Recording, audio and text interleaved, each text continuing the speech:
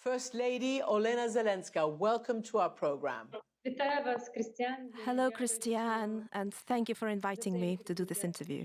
Well, I'm really happy to talk to you, but obviously it comes at a very sad moment for you, for your country, and a moment where yet again everybody realizes that anybody can be a target.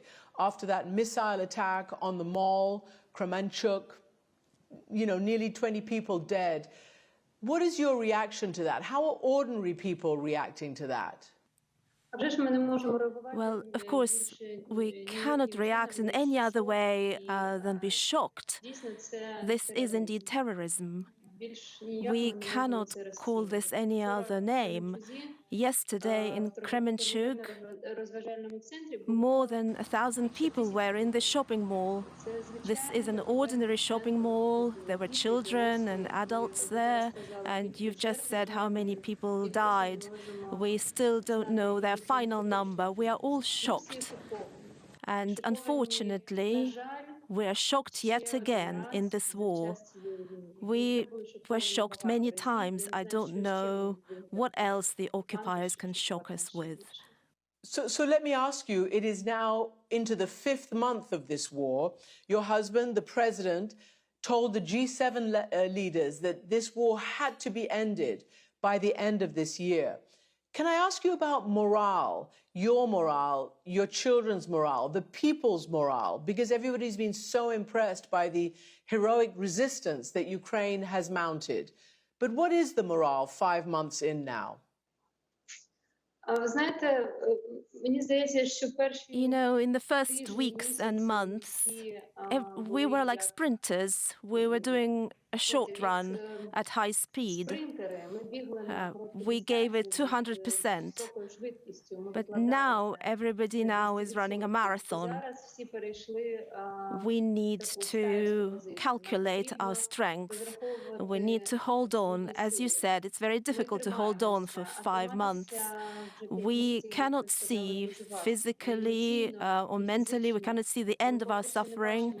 So we need to accumulate our strength. We need to save our energy. And all Ukrainians must do it. It's very difficult for all of us, and we are trying to find joy in simple things. Maybe stroke a cat or do something simple, but we all look forward for this war to end. That's really poignant what you say. Try to do simple and beautiful things. How do you specifically feel about your safety? We know you told us when we last talked over email in April that at the beginning of the war, it happened, you barely were able to say goodbye to your husband. He sent you and the kids somewhere else in Ukraine to be safe. Now, I understand you can come back to Kyiv more often, more regularly. How do you specifically feel about yours and your family's safety?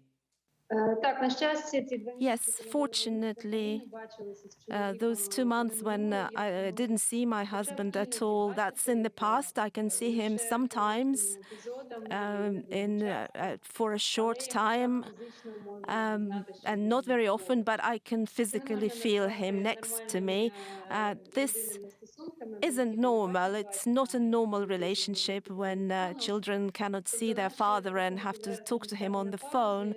So our relationship is on pause, just as it is for many, well, all Ukrainians. I would say that half of our population are apart, are not together, and we, just like every family, are waiting to be reunited, to be together again, to spend evenings, to have dinner together, to talk to the children about their things, and not only their children's things, but my daughter, for example, is a young adult now. But we're hanging in. I like this image. We're holding on, just like that cupboard in Borodyanka when the occupiers bombed a building and bombed all the buildings there. And we saw this photo of one of the buildings, and There was a wall remaining, and there was a wardrobe or a cupboard there that stood undamaged. So we're holding on, we're telling each other, how are you? I'm like that cupboard in Borodyanka. So I'm trying to hold on just like that cupboard. It's amazing you say that, because I witnessed that myself in Borodyanka, and we filmed it and we broadcast it. The cupboard, the table, the chair, the coat that was still remaining. So it was a still life.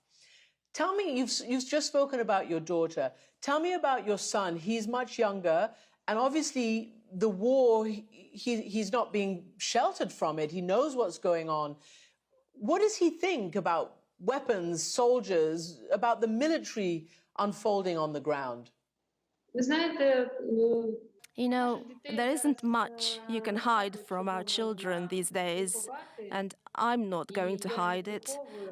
He lives in the same information space as me. As a boy, he is interested in military affairs, and he is watching our action, the arrival of weapons from our partners, just like all Ukrainians. He knows about it all, about all kinds of guns that we're using.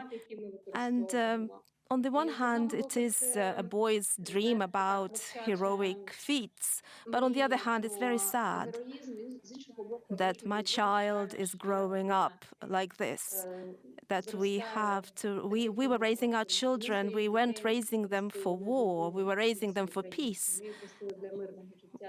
We wanted them to see their future without a war. So we are very much hoping that this military mood will somehow change to a peaceful one, and that he can imagine our life and that we can put our life on a peaceful footing. Tell me about your work with mental health. In other words, the challenges faced by children and women in Ukraine right now, especially since there does seem to be a stigma in many parts of your world on the issue of mental health. There doesn't seem to be, you know, like in the United States or elsewhere, as many mental health providers. Is that a challenge? Yes, you're right. Maybe this is something to do with the history of our country.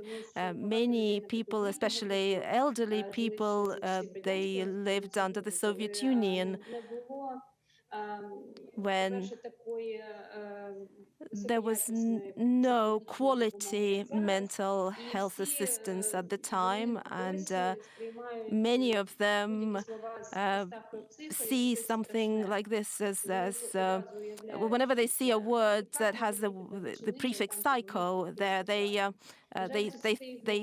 feel this is something wrong, and we need to overcome this stigma, and we need to make people realize that if they are unwell mentally, they need to seek specialist help. But I think stigma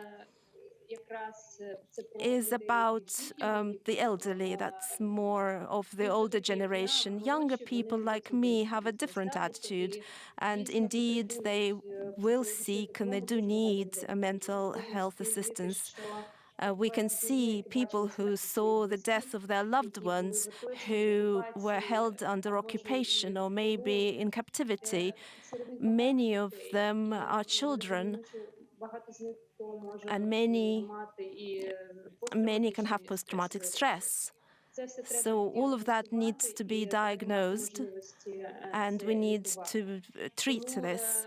So we have a national program for mental health assistance, and we are trying to minimize the consequences of this horrific war for our society and for every person. Last year, you organized a conference, First Ladies and First Gentlemen, in Kyiv. And you're trying to do it again this year, or you say you will do it again this year. Tell me what it will be about, what you're trying to achieve.